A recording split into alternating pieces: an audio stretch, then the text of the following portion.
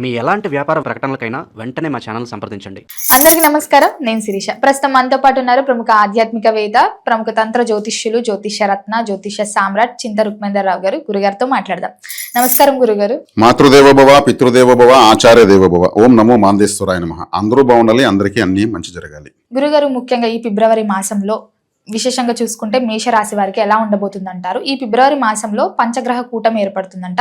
దీని ప్రభావం మేషరాశి పైన ఎలా ఉంటుంది? అలా విశేషంగా ఈ ఫిబ్రవరిలో శివరాత్రి కూడా వస్తుంది. సో ఈ ప్రభావాలన్నీ మేషరాశి వారికి ఎలా ఉంటాయి అంటారు? ఎలాంటి జాగ్రత్తలు తీసుకోవచ్చు అంటారు ఈ మాసం అంతా? 2022 సంవత్సరం ఫిబ్రవరి నెల మాస ఫలితాల్లో భాగంగా మనం ఇప్పుడు మేషరాశి గురించి మాట్లాడుకుంటున్నాము.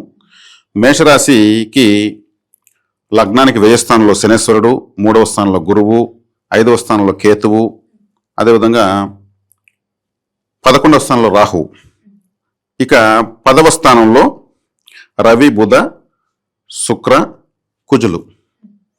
మరి ఆ శుక్రుడు వేగంగా కుంభరాశిలో కూడా వచ్చేస్తున్నాడు ఈ మాసం. అంటే చతుర్థ గ్రహ కూటమి 10వ స్థానంలో కలుగుతోంది వీళ్ళకు. 2-3 తారీఖుల్లో 4వ ఇంటి ఉన్న చంద్రుడు 10వ స్థానం చూస్తాడు. అంటే పంచగ్రహ కూటమి వీళ్ళకు 10వ స్థానంలో జరుగుతూ ఉంది. అంటే పంచగ్రహ కూటమి అంటే గ్రహాలు వాటికి వలయాలు ఉంటాయి, వాటి యొక్క శక్తి విడుదలవుతూ ఉంటుంది. మనిషికి కూడా శక్తి విడుదలవుతూనే ఉంటుంది. మనిషిలోంచి కూడా శక్తి 24/7 విడుదలవుతూనే ఉంటుంది. మనిషికి ఎలా ఉంటే గ్రహానికి ఎంత కావాలి? ఈ వైబ్రేషన్స్ అన్ని గ్రహాలు ఒకే చోటుకు వచ్చాయి అనుకోండి. ఒక చిన్న బస్ స్టాండ్లో పెద్ద ఓల్వో బస్సులో ఒక 5 వచ్చేసాయి అనుకోండి. ఒక్కో బస్సు చాలా పొడవు ఉంటుంది, అది చాలా వేగంగా వెళ్తాయి. అంత ఎక్స్పర్ట్ డ్రైవర్స్ ఉంటారు. బస్ స్టాండ్ చాలా చిన్నది, ఇరుకు వచ్చేసాయి. ముందుకు పోవడం ఒక బస్సు తగులుతుంది, వెనక్కి రావడం ఒక బస్సు తగులుతుంది, అన్ని హార్న్లు కొడుతూ ఉంటాయి, గందరగోళంగా ఉంటుంది. అవన్నీ మెల్లగా క్లియర్ అయి బయటపోయేదానికి కొంత టైం పడుతుంది. సేమ్ అలాగే మకర రాశిలోకి పంచగ్రహ కూటమి వస్తుంది. యూనివర్స్లో ఒకే మకరం అనేటువంటి ఆవరణలోకి, ఆ ప్రదేశంలోకి, ఆ డిగ్రీస్లోకి, ఆ 30 డిగ్రీస్ లోపుకి 5 గ్రహాల ప్రభావం కనెక్ట్ అవుతుంది. మకరం అంటే మేషరాశికి 10వ స్థానము. 10వ స్థానం అంటే వృత్తి. వీళ్ళకి వృత్తిలో గందరగోళం కాస్త ఏర్పడుతుంది. ఈ గ్రహం, ఒక గ్రహం యొక్క వైబ్రేషన్ ఇంకో గ్రహం పైన పడుతుంది. ఇప్పుడు ఒక చోట ఒక 4 ఉంటారు. ఒక వ్యక్తి మంచి టాల్కం పౌడర్ కొట్టుకొని వస్తాడు, ఇంకో వ్యక్తి మంచి సెంట్ కొట్టుకొని వస్తాడు, ఇంకో వ్యక్తి ఇంకేదన్నా స్నానమే చేస్తున్నాడు, అక్కడికి వస్తాడు. ఇంకో వ్యక్తి అసలు ఏ సెంటు కొట్టడు, ఏమి సాధారణంగా వస్తాడు. అంటే ఒక్కొక్కరి నుంచి ఒక్కొక్క వైబ్రేషన్ బయట వస్తూ ఉందా, అంటే మిక్స్ అవుతాయి. అట్లా శుభ అశుభ గ్రహాలు అక్కడ కలుస్తున్నాయి. రవి, కుజ, బుధ, శుక్ర, చంద్రుడు ఒకడు మళ్ళీ చూస్తాడు. 5 గ్రహాల యొక్క శక్తి ఒకే రాశి పైన కేంద్రీకృతం అవుతుంది. అంటే కన్ఫ్యూజన్. ఇప్పుడు బస్ స్టాండ్లో అయితే ట్రాఫిక్ జామ్ అయితే కన్ఫ్యూజన్ పడతారో అలా కన్ఫ్యూజన్ అనమాట. ఈ గ్రహాలను ఇక్కడికి రావడము శుభ గ్రహాలు, అశుభ గ్రహాలు. ఈ లగ్నానికి రవి 10వ ఇంట్లోకి రావడం శుభం, కుజుడు 10వ ఇంట్లోకి రావడం శుభం. అంటే రాశ్యాధిపతి, ఈ రాశికి పంచమాధిపతి రవి, వీళ్ళిద్దరు ఇక్కడ రావడం చాలా శుభం. ఇంకా చతుర్థంలో చంద్రుడు ఉండడం శుభం. ఈ 5 గ్రహాల్లో 3 గ్రహాలు శుభగ్రహాలు ఉన్నాయి. కాబట్టి వీళ్ళకు కాస్త బెనిఫిట్ తక్కువ, బెనిఫిట్ ఎక్కువ. అంటే నష్టం తక్కువ, లాభం ఎక్కువ అని చెప్పచ్చు. అంటే వీళ్ళకైతే మల్టిపుల్ ఆపర్చునిటీస్ రావచ్చు. నాకు ఒకేసారి ఇన్ని అవకాశాలు వచ్చాయి, అన్ని బాగున్నాయి, ఏ సెలెక్ట్ చేసుకోవాలో తెలియదు అంటారు కదా. నేను కావాలని ట్రై చేసినప్పుడు నాకు ఏమీ రాలేదు, నేను ట్రై చేయక ఇప్పుడు 4-5 వచ్చాయి, అన్నీ నాకు నచ్చినవే అనే విధంగా కాంపిటీషన్ ఉన్నప్పుడు కన్ఫ్యూజన్ కూడా వస్తుంది. ఈ పరిస్థితి వస్తుంది. కానీ ఫైనల్గా విన్ అయ్యేది మేషరాశి వల్లే. వీళ్ళ ఎఫర్ట్కు తగిన గుర్తింపు వస్తుంది. ఇప్పుడు రవి దిగ్బలంలోకి వచ్చాడు, కుజుడు దిగ్బలంలోకి వచ్చాడు, చంద్రుడు స్వస్థానంలో చూస్తున్నాడు. అంటే ద్వితీయాధిపతి కూడా దశమలో ఉన్నాడు. అంటే మేషరాశికి గుడ్ ఆపర్చునిటీస్ ఈ మాసం ఉన్నాయని అర్థం. ఎటువంటి పరిస్థితులు మిస్ చేసుకోకూడదు, ఆ గందరగోళానికి గురవ్వకూడదు. ఇప్పుడు ఒక ఓల్వో బస్సు మనం ఎక్కడ రోడ్లో సైడ్లో ఫోన్ మాడుకుంటూ వెళ్తుంటాము, అది సౌండ్ కూడా వినిపిది, అది మన పక్కనే ఇలా వెళ్తుంది. అది ఏందో శబ్దం వచ్చిన చూసే కాడికి కంటికి కనిపించకుండా వెళ్ళిపోతూ ఉంటుంది. మన బట్టలు, హెయిర్స్ అంతా ఇట్లా కదులుతాయి. అంటే దాని యొక్క వైబ్రేషన్ సేమ్ గ్రహాలను కూడా దగ్గరికి వస్తున్నాయి. ఒకదాని వైబ్రేషన్ ఒకదానిపైన పడి డాష్ కొట్టుకునే విధంగా వస్తాయి. ఒకే సేమ్ డిగ్రీస్లో అంతా ఇట్లా కలుస్తాయి అక్కడ. అప్పుడే ఒక ఉద్విగ్నత ఏర్పడుతుంది. అదే ఈ పంచగ్రహ కూటములు, షష్టగ్రహ కూటములు. 4 గ్రహాలు 5 గ్రహాలకి ఇట్టంటున్నాం, 7 గ్రహాలు కలుస్తాయి ఒక్కోసారి. 7 గ్రహాలు కలిసినప్పుడే ప్రళయాలు వస్తాయి అంటారు. ఆ వైబ్రేషన్స్ అంతా భూమి పైన పడతాయి.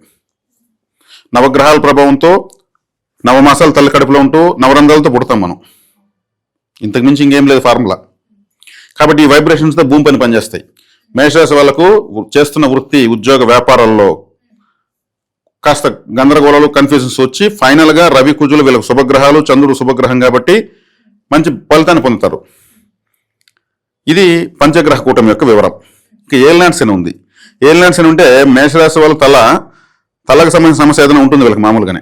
హెడ్ ఏక్, హెయిర్ ఫాలింగో, లేదా చిన్నప్పుడు తలకు గాయం అవడమో, మతి మరపు, తలకు సంబంధించి ఏదో ఒకటి ఉంటుంది. ఎందుకంటే తల అంటే క్యాపిటల్ సిటీ ఆఫ్ ఢిల్లీ ఎట్లా ఉంటుందో అట్లా మనకి ఇది క్యాపిటల్ సిటీ.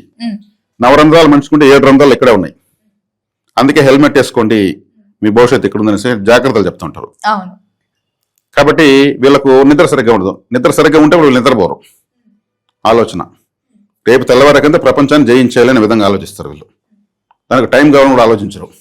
ఆ స్థాయిలో ఆలోచనలు ఉంటాయి వీళ్ళకు. ఇంతే కదా, అది ఇంతే కదా అనేటువంటి ధీమా ఉంటుంది వీళ్ళకు. ఫలితం రాకపోయినా మళ్ళీ ఆలోచిస్తూ ఉంటారు. లాభంలో రాహు ఉన్నాడు, విన్నింగ్ షాట్ కొట్టే తీరుతారు. రాహు అంటే multiple talented, bluff master, king of the కలియుగం.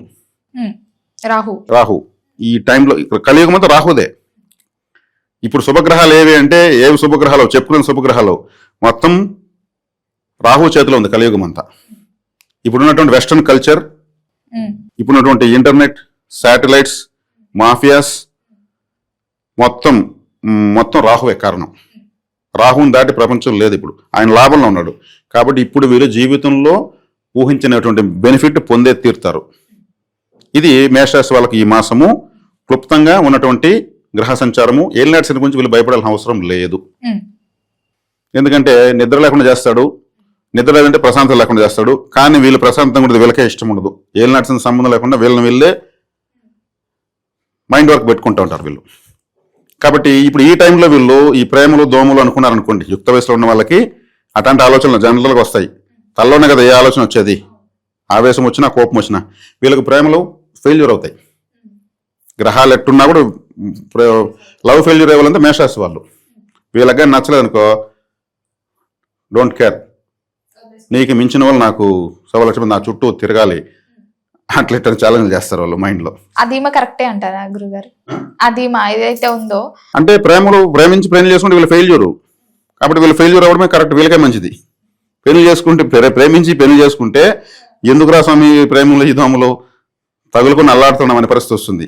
కాబట్టి ప్రేమించకపోవడమే మంచిది. వీళ్ళు ప్రేమించినా కానీ మేషరాశి వాళ్ళని కూడా ఎవరు ప్రేమించొద్దండి. వాళ్ళ భవిష్యత్తు ఇబ్బందులు పడుతుంది. వాళ్ళ హార్డ్ వర్కర్స్, ప్రపంచానికి ఉపయోగపడే వాళ్ళు ఎప్పుడు ఆలోచిస్తూ ఉంటారు కదా, ఆలోచించేవాడు గొప్పోడు. కాబట్టి వీళ్ళకి మేనరికం కూడా పనికిరాదు, మేనరికం పనికిరాదు, ప్రేమ వివాహం పనికిరాదు. కాబట్టి ఈ సమయంలో గ్రహాలు బాగున్నాయి. ఈ సమయంలో ఈ యుక్త వయసులో ఉన్న వాళ్ళకు సహజంగా వచ్చేటువంటి ఆ లక్షణము, దాన్ని మీరు తుంగలో దొక్కేసి మీ భవిష్యత్తు నిర్మించుకోవడానికి ప్రయత్నించండి. రాహు లాభంలో ఉన్నాడు, దశమంలో 4 గ్రహాలు ఉన్నాయి. దశమ కేంద్రంలో పాపగ్రహాలు కలవడం మంచిది. ఈ రాశికి అశుభ గ్రహాలు కలుస్తున్నాయి. మొత్తం పైన అయితే మాత్రం ఎఫర్ట్ దాని రిజల్ట్ అయితే వచ్చేదానికి మంచి దారం. కాబట్టి మేషరాశి వాళ్ళకి ఈ మాసం చాలా బాగుంది. 3వ స్థానంలో గురువు ఉన్నాడు. ప్రయత్నాలు తీవ్రంగా చేస్తూ ఉంటారు. గురువు అంటే వీళ్ళకు భాగ్యాధిపతి. భాగ్యాన్ని పొందాలనే ప్రయత్నం ఎక్కువ చేస్తూ ఉంటారు. శనేశ్వరుడు వేయంలో ఉంటే నిద్రాభంగం ఉంటుంది. అయినా వీళ్ళు భవిష్యత్తు పైన దృష్టి పెట్టుంటారు.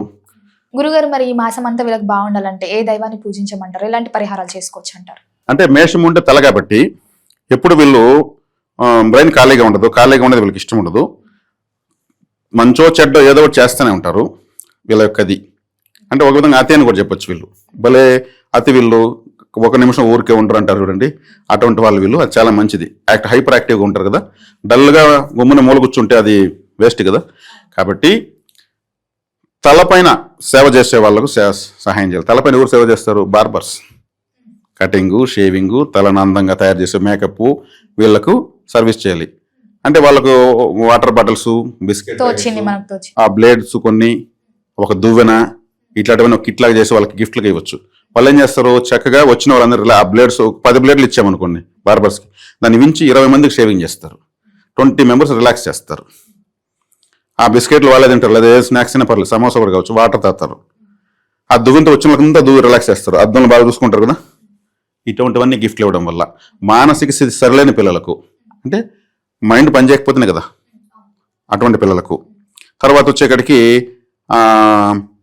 అనాథ పిల్లలకు వీళ్ళు సహాయం చేస్తే అద్భుతంగా ఉంటుంది, మంచి రిజల్ట్స్ పొందొచ్చు. గురుగారు, మొత్తం మీద ఫిబ్రవరి మాసంలో మేషరాశి వారికి ఎలా ఉండబోతుంది, ఎలాంటి జాగ్రత్తలు తీసుకోవాలో తెలియజేసినందుకు ధన్యవాదాలు. ధన్యవాదాలు.